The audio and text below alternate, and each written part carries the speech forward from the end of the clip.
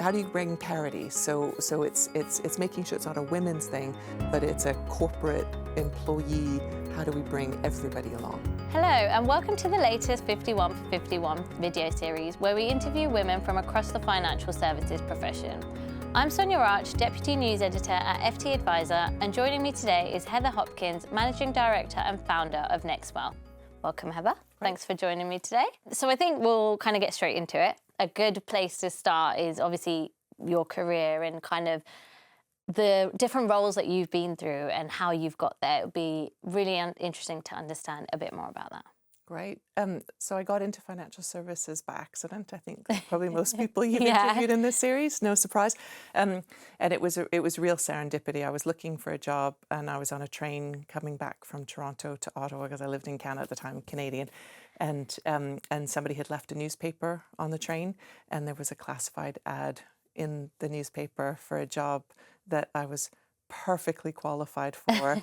And so I applied, and that was my entry into financial services market research. Wow. Okay. So from that role to where you are now, what was some of kind of the pivotal moments that sort of took place throughout your journey? So I think one of the things that really defines my journey is a lot of international moves. So I started work in Toronto and then moved with that firm to Boston and then moved to the UK, but couldn't find a job in financial services, applied for a few, but ended up working for a tech startup. It turned out to be absolutely amazing because I worked for a tech startup that exited right before the internet bubble burst. Oh, wow. And went to Japan for a bit. And then when I moved back to the UK, went back into financial services at that point, and then set up NextWealth 7 years ago, which has been a really, really fun journey. Yeah, no, I can imagine. And we definitely want to hear a bit more about that kind of journey into NextWealth. Kind of before you got there, was there sort of a person or specific moment or opportunity that, you know, you would say was kind of key to your path into NextWealth? I had a friend who moved to Boston.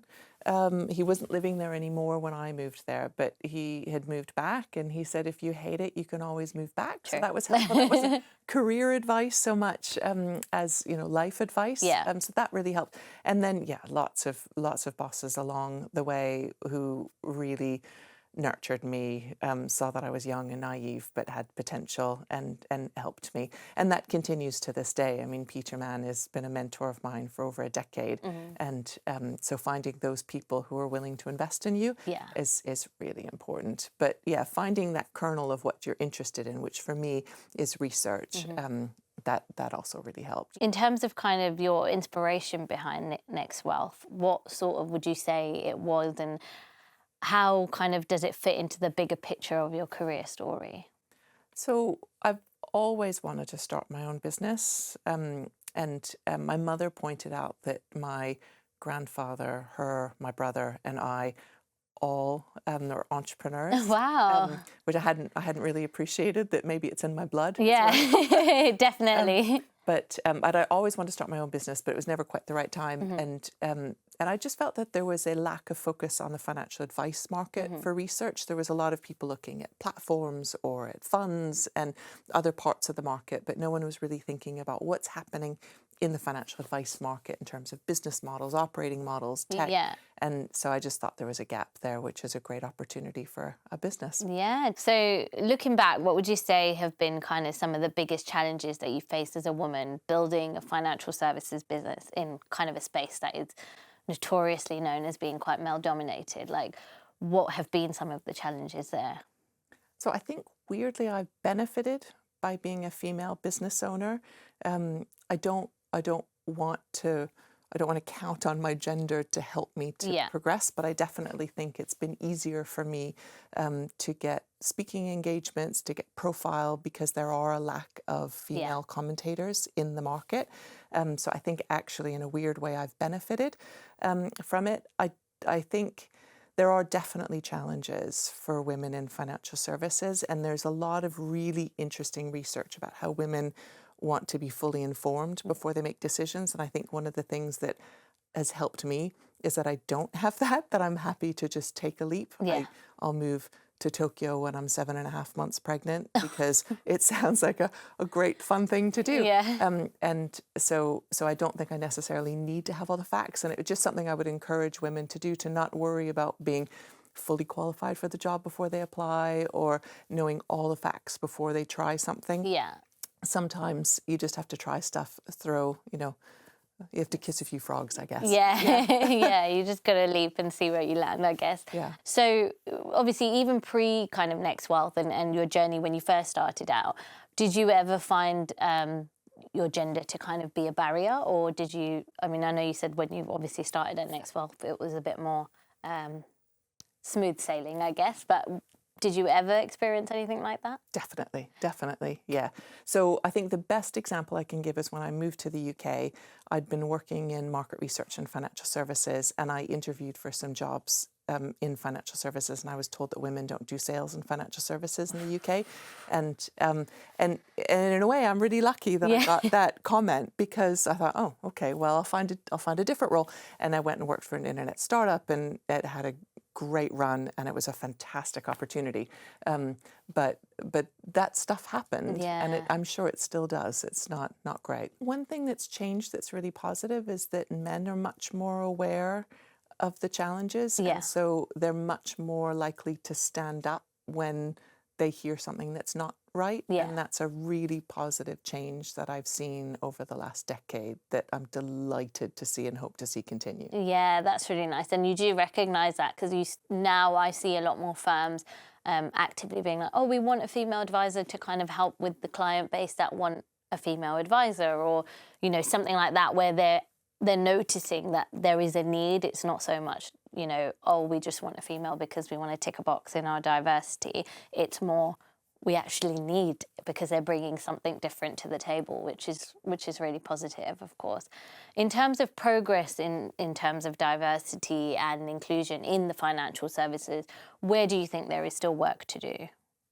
So I think the evidence is pretty strong that intake is good, but progression up the ranks is where the issue is. Yeah. And so it's how do we retain people and help them move through the ranks. And it's really tricky for me personally, because I took 7 years out to have children and spend time at home. I worked very part-time. My career completely stalled. And so it's rich for me to say that we need to figure out how we retain people and progress them through, because I would not change that for anything. Yeah. They were such a great 7 years. And so it's how do we bring people back in, allow people to make choices, and recognize that even if they weren't working for that 7 years, the experience that they have, the maturity, I was a much better employee after having children than before, and a much better manager, a much better contributor to businesses. So how do we recognize that just because there's the gap on the CV that they can't come into a role? But I also, when I came back, I came into a much more junior role than I'd been in when I left. And that was okay, because I recognized I needed to come back in, prove myself, and then climb through the ranks again. And I've seen a number of my friends who've returned go through that journey. And I think that's okay as well, that you recognize that maybe you take a slight step back from where you'd been.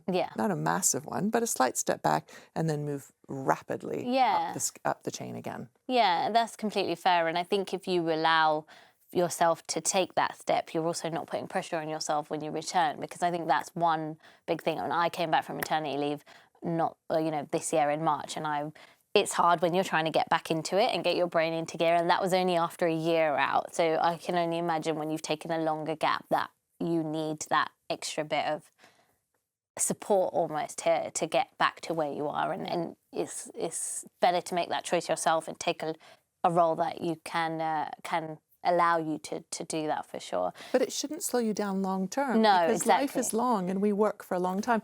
The other thing I think is really interesting is that it shouldn't be, it's not a women's thing. It has to be. So there was a friend of mine who was CEO of a large financial institution.